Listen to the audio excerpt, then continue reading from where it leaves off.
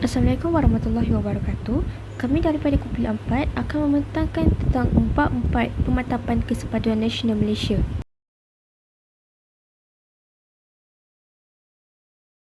Mari kita mulakan dengan pendahuluan. Perpaduan Nasional Malaysia penting sebagai asas kepada keamanan, kestabilan dan kesejahteraan negara Malaysia. Negara Malaysia menghadapi isu yang sangat unik dalam mengekalkan perpaduan dalam masyarakatnya yang pelbagai seperti kaum Melayu, kaum Cina, India, Kadazan, Iban dan sebagainya.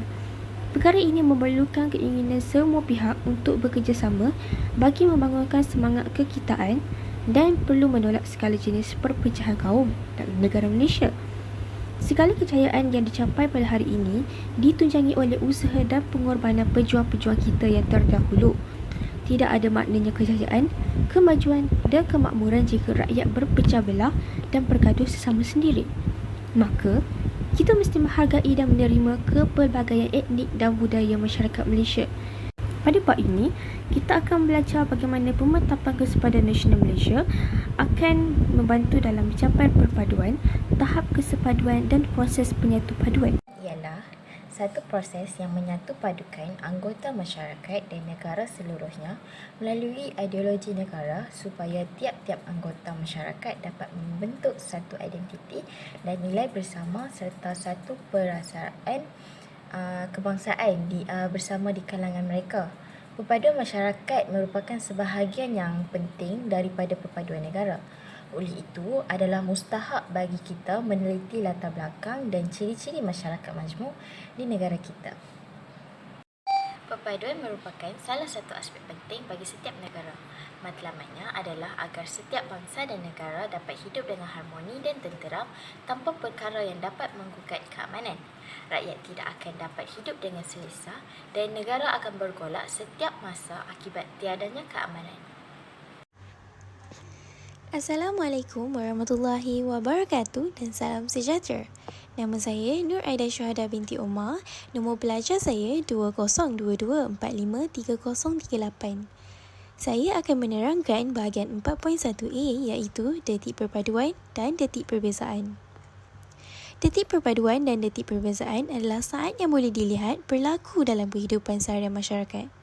Antara suasana yang sering dilihat menunjukkan muncul perpaduan adalah detik-detik ketika pergaulan di pasar, mengadakan majlis perkahwinan, tempat makan, sokongan dalam sukan, memberi bantuan ketika bencana, mengunjungi tempat percutian, menikmati cuti umum, pelbagai perayaan, menonton filem di pawagam dan sebagainya. Pada page yang seterusnya, iaitu detik perpaduan. Antaranya ialah sukan bola sepak. Di sini dapat kita lihat bahawa ketika adanya sukan bola sepak, para penyokong saling berkumpul untuk melihat, memberi sokongan dan menyorak kepada pasukan yang diminati. Di sini berlakunya perpaduan. Sama juga dengan majlis perkahwinan dan program kemanusiaan. Melalui gambar sahaja, kita dapat lihat bahawa ianya adalah satu detik perpaduan. Di sini kita akan melihat detik perbezaan. Terdapat juga beberapa perbezaan yang berlaku dalam masyarakat di Malaysia, khasnya dengan budaya dan bangsa. Perbezaan ini perlu dilihat daripada aspek positif bagi mengukuhkan perpaduan dan hubungan antara kaum. Contohnya, sambutan perayaan, jenayah dan pengebumian. Tersebut adalah 3 gambar yang berkenaan dengan detik perbezaan, iaitu sambutan perayaan, jenayah dan pengebumian. Kesepaduan merupakan lapisan perpaduan yang kedua. Istilah kesepaduan dari segi bahasa ialah keadaan bersepadu dan menjadi kesatuan yang utuh. Dari segi sosiologi pula, ianya merupakan keadaan aman, stabil, makmur dan sejahtera yang dicapai. Tetapi, masih terdapat perbezaan dalam bentuk defisit sosial yang wujud dalam sesebuah masyarakat. Menurut Berita Harian 2020, kesepaduan sudah dicapai melalui pembentukan tapak integrasi yang dibina berasaskan prinsip tawar-menawar, perundingan dan perantaraan. Sebagai contohnya, pemimpin dan rakyat telah mencapai persetujuan untuk bersetuju dalam banyak hal merupakan tanda kesepakatan yang telah dicapai. nasional bermaksud penyatuan pelbagai kelompok yang mempunyai latar belakang sosial dan kebudayaan negara yang berbeza menjadi satu entiti fizikal. Penyatuan ini lebih merupakan penyatuan yang berbentuk zahir dan luaran. Dilaksanakan melalui 3 rangkaian proses yang bergerak serentak dipacu oleh 3 motivasi, iaitu perpaduan yang diidamkan, kesepaduan yang dicapai dan penyatuan yang diusahakan. Pemantapan kesepaduan nasional di Malaysia, terdapat 3 lapisan perpaduan yang perlu dicapai, iaitu perpaduan, kesepaduan dan penyatu paduan. Perpaduan ialah suatu bentuk kesatuan yang merupakan matlamat akhir yang diidamkan dalam sesebuah negara yang berbilang etnik. Kesepaduan ialah keadaan bersepadu dan menjadi kesatuan yang utuh. Keadaan yang dimaksudkan ialah keadaan aman, stabil, makmur dan sejahtera yang dicapai tetapi diakui masih terdapat perbezaan dalam bentuk defisit sosial yang wujud dalam sesebuah masyarakat. Manakala penyatu paduan ialah proses menyatu padukan, iaitu usaha berterusan pada peringkat semua lapisan masyarakat untuk menyelesaikan defisit sosial, berwahanakan tapak interogasi, berprinsipkan tawar-menawar, perundingan dan mediasi. 4.2b Kesepaduan sosial. Kesepaduan sosial merupakan langkah penyatu paduan masyarakat dan negara. Setiap anggota masyarakat perlu membentuk satu identiti jati diri dan nilai kekitaan sesama masyarakat untuk menanamkan sifat nasionalisme yang kuat dalam diri masyarakat dan individu. Ianya merupakan elemen penting dalam memastikan sesebuah komuniti atau negara itu berada dalam keadaan aman dan harmoni. Seterusnya ialah defisit sosial. Defisit sosial ialah kekurangan dalam konteks sosial. Usaha penyatu paduan yang berterusan diperlukan agar tahap kesepaduan dapat dipertingkatkan. Defisit sosial ini disebabkan terdapat jurang perbezaan pendapat atau persepsi dalam kalangan kelompok yang berbeza. Terdapat 10 kategori defisit sosial, iaitu etnisi, agama, kelas sosial, pendidikan, bahasa, jurang generasi, jantina, politik federalisme, ruang seperti bandar dan desa serta media. Seterusnya, kita masuk pada 4.6 iaitu etos nasional. Apakah maksud etos nasional? Etos nasional merujuk kepada sifat semangat yang dikongsi oleh sesebuah komuniti dalam merangkumi sikap, etika, kepribadian dan kepercayaan terhadap sesuatu perkara. Jika seseorang itu mempunyai etos nasional, ia mungkin melambangkan perasaan nasionalisme yang ada dalam diri mereka. Etos yang mengikat semua rakyat dalam sesebuah negara dengan negaranya ialah etos nasional. Ciri-ciri unik etos nasional menjadi topik utama dalam proses pembinaan negara bangsa Malaysia. Berdebat tentang proses pembinaan negara bangsa ialah kumpulan belia dan remaja. Hal ini kerana kumpulan belia dan remaja inilah adalah tulang belakang negara pada masa hadapan. Kejayaan yang telah dibangunkan belia adalah penanda aras utama kejayaan pembangunan negara bangsa. Terdapat beberapa pandangan tentang etos nasional daripada falsafah yang terdahulu, iaitu yang pertama, menurut Plutarch iaitu falsafah Greek, beliau mentakrifkan etos sebagai satu bentuk pembangunan diri seseorang individu dalam menjadi pemimpin. Seterusnya, semangat ini kemudiannya menjadi sikap dan aspirasi masyarakat. Oleh itu, terdapat andaian bahawa sikap atau moral individu dalam sesebuah komuniti adalah menyamai dengan sikap dan moral komunitinya. Seterusnya, konsep etos dimulakan dari Weber pada tahun 1958 melalui karyanya. Beliau berpendapat konsep etos merujuk kepada semangat yang menyifatkan dan mencirikan nilai-nilai dan norma-norma masyarakat di dalam sistem ekonomi yang tertentu. Berdasarkan konsep etos yang digunakan oleh Weber, etos tidak sama seperti struktur organisasi. Ia lebih merujuk kepada apa yang orang fikir dan digambarkan atau mempengaruhi bagaimana mereka berkelakuan dalam sistem bermasyarakat. Antara sarjana yang mempopularkan konsep etos nasional ialah Bartal.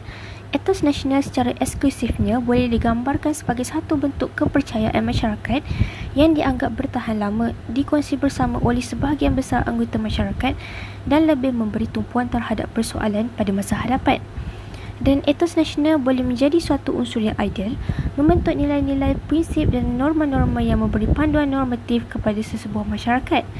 Hal ini kerana etos nasional yang kuat boleh menjadi faktor yang dapat menyatukan masyarakat negara Malaysia. Untuk memahami dengan lebih lanjut apakah itu etos nasional, kita boleh melihat ciri-ciri etos nasional dalam perlembagaan Malaysia yang dicirikan oleh beberapa nilai dan prinsip yang dapat memandu pelaksanaan tata kelakuan dan polisi negara. Yang pertama ialah ciri kesetiaan. Etos Nasional Malaysia menekankan perlunya untuk memupuk semangat kesetiaan dan kesedaran tentang kepentingan negara di kalangan rakyat Malaysia. Kewarganegaraan Malaysia juga menekankan kesetiaan kepada negara dan rakyat Malaysia. Yang kedua ialah ciri-ciri kebebasan. Etos Nasional Malaysia menghormati hak asasi manusia dan kebebasan individu seperti kebebasan beragama, kebebasan bersuara dan kebebasan berhimpun tanpa mengancam keselamatan dan keamanan negara Malaysia. Seterusnya, ciri keadilan. Etos Nasional Malaysia menegaskan perlunya untuk memberikan perlindungan dan keadilan yang sama kepada semua rakyat tanpa mengira kaum, agama atau latar belakang sosial. Dan yang keempat, ciri-ciri toleransi.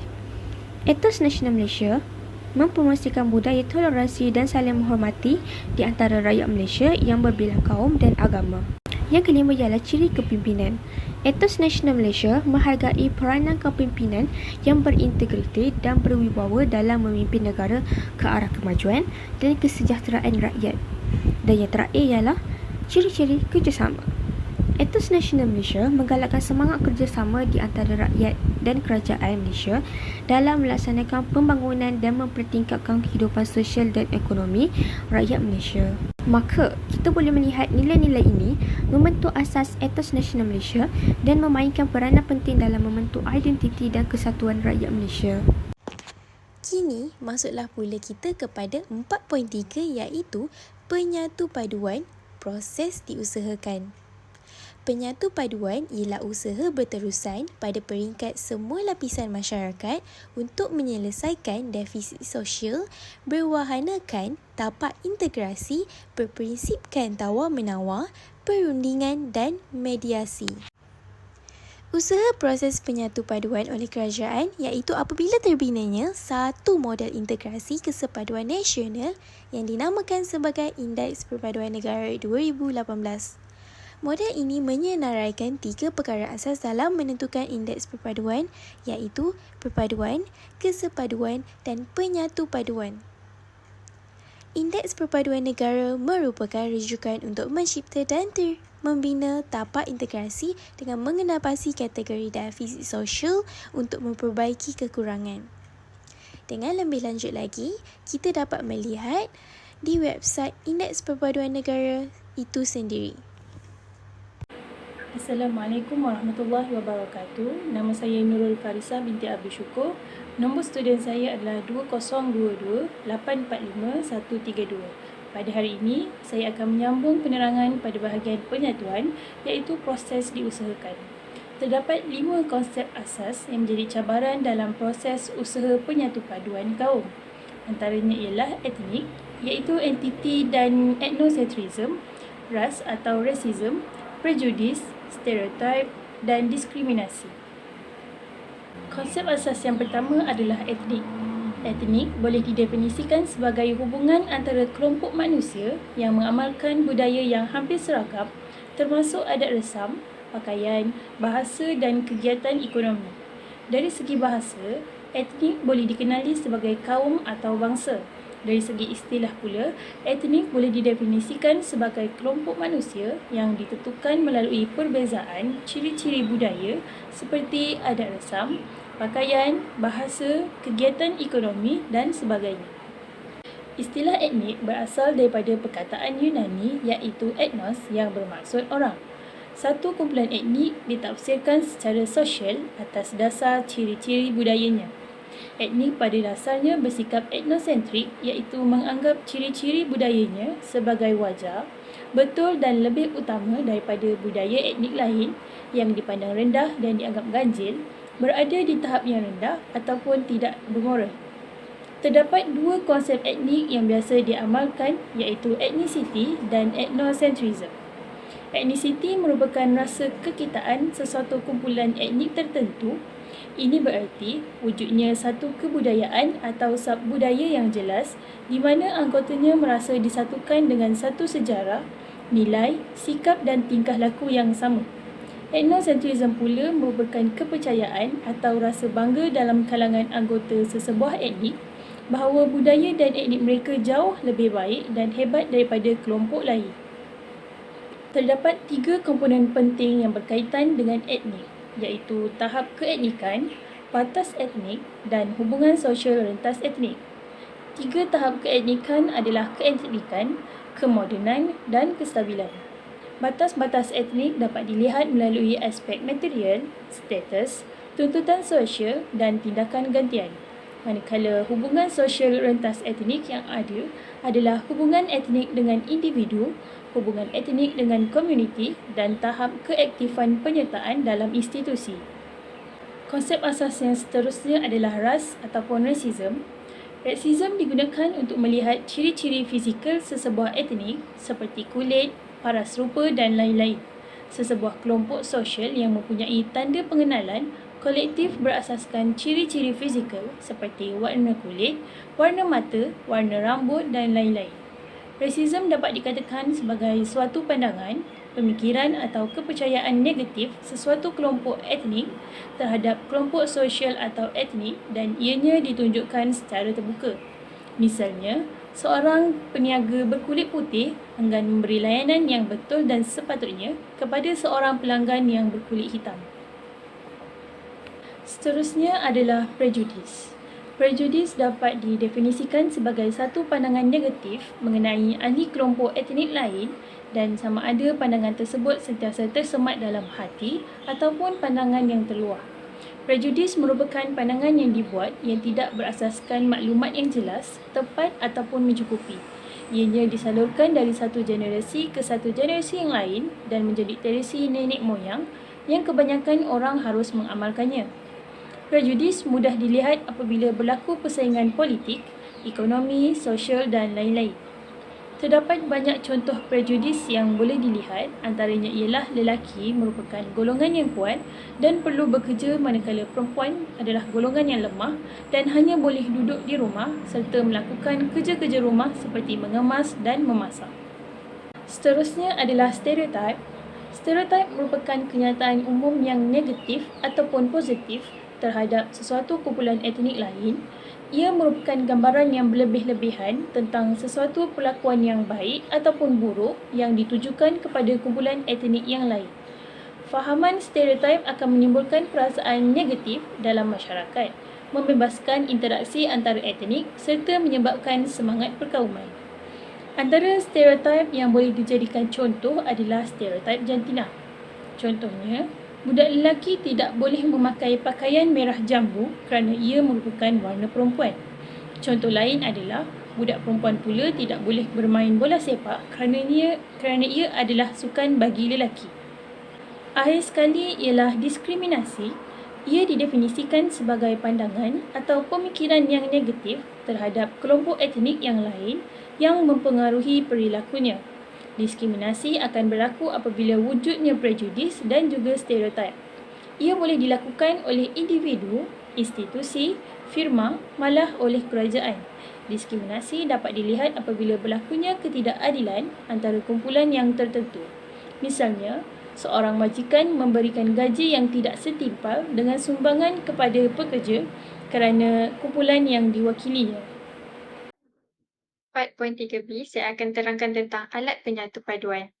Dalam alat penyatu paduan terdapat 3 perkara iaitu tawar-menawar, perundingan dan pengantaraan. Tawar-menawar. Apakah yang dimaksudkan tentang tawar-menawar? Maksud utama bagi tawar-menawar adalah saling meminta pengurangan harga sebagai contoh aktiviti jual beli. Objektif utama dalam tawar-menawar adalah yang pertama, kedua-dua belah pihak perlu mencapai kata sepakat dalam suatu perbincangan. Selain itu, dalam objektif tawar-menawar juga, kedua-dua belah pihak perlu mendapat faedah. Sebagai contoh, penjual perlu mendapat keuntungan, manakala pembeli pula perlu mendapat kepuasan daripada barangan yang dibeli. Apa ciri penting yang perlu ada dalam tawar-menawar?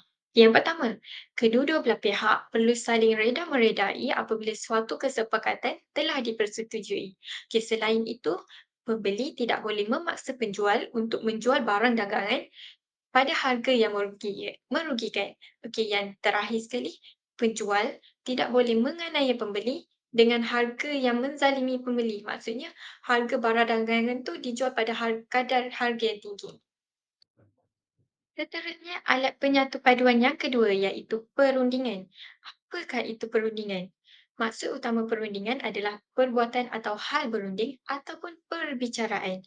Okey, objektif utama dalam rundingan adalah memahami lebih dalam akan motif objektif kedua-dua belah pihak. Yang kedua adalah mencari penyelesaian menang-menang antara kedua-dua belah pihak. Dan yang terakhir adalah membina hubungan lebih baik antara satu sama lain. Seterusnya, ciri penting yang perlu ada dalam perundingan. Yang pertama, perlu melibatkan dua atau lebih pihak.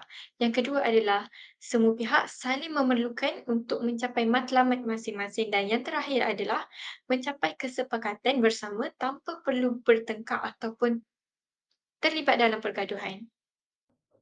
Alat penyatu paduan yang terakhir adalah pengantaraan. Apakah yang dimaksudkan tentang pengantaraan? Kata dasar bagi pengantaraan adalah antara. Jadi maksud bagi pengantaraan adalah proses, cara, perbuatan yang menghubungkan seperti orang, negara dan sebagainya.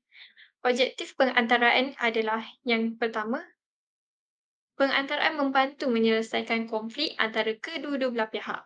Dan yang seterusnya adalah kedua-dua belah pihak perlu mendapat manfaat dan mencapai kata kesepakatan bersama.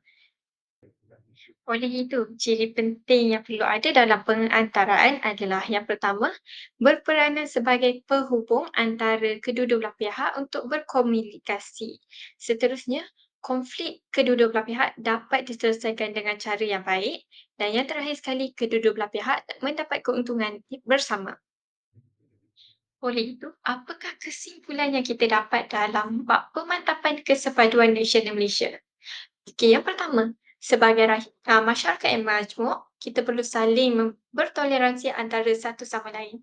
Yang kedua adalah usaha penyatu paduan daripada semua pihak untuk mencapai etika dan peradaban yang sempurna.